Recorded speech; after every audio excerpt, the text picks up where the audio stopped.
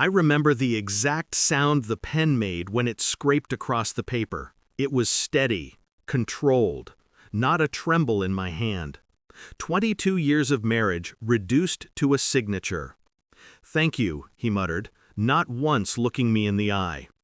I watched him gather the papers like a man eager to bury a corpse.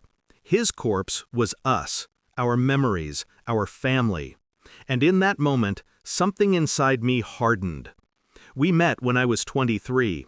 He was older, charming, reckless in a way that felt dangerous but exciting.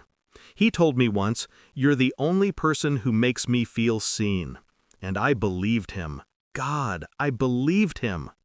Our life was built brick by brick. Late-night coffees, rent we could barely afford, his first promotion, our first house. I carried his children. I carried his burdens. I carried him. But somewhere along the way, he put me down and picked someone else up. The first sign was silence. His phone, once left on the table carelessly, now glued to his hand. Work emails, he'd say, screen angled away from me. His cologne lingered even when he claimed he was at the office late. And the hardest to ignore, his smile. Not the polite one he reserved for me, but the boyish grin that used to belong to me alone. I found the truth one night. A message, glowing in the dark. "I can't wait until she's gone. We'll finally be free." I didn't cry. I didn't scream. I stared at it until the words burned into my memory. That was the night grief died and strategy was born. Revenge, I learned, is not rage. It's discipline, patience, 1,000 tiny cuts before the final strike. I started small. He wanted space, so I gave it to him. I smiled, nodded, cooked his favorite meals. He thought my silence was weakness. It was reconnaissance. Bank accounts, investments, property titles. I learned where every dollar lived. While he slept, I gathered. While he dreamed of her, I calculated. Knowledge became my weapon. Then I played the part, the obedient, naive wife. I let him believe I was too broken to fight. Men like him mistake quiet for surrender. The divorce papers gave me everything I needed. He rushed them, too eager to be free, too blind to read the fine print. Assets in my name. Custody arrangements favoring me.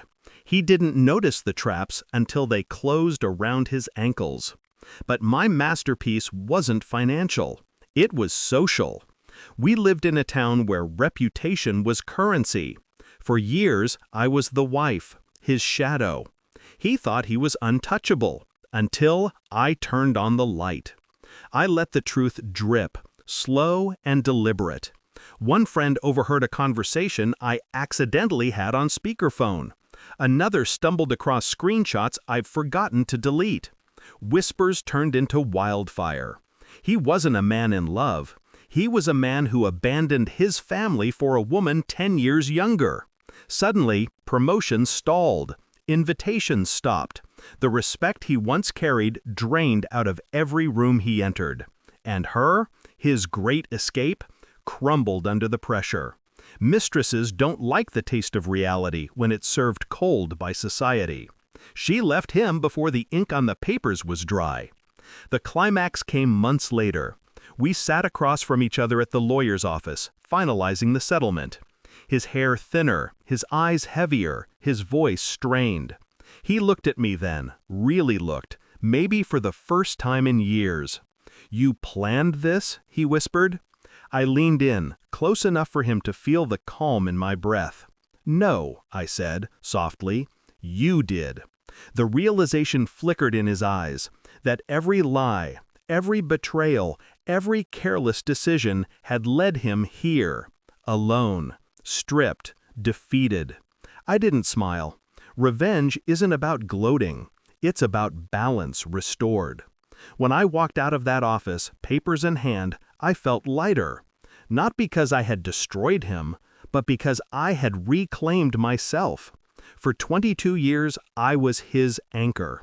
He chose to cut the rope, and he drowned.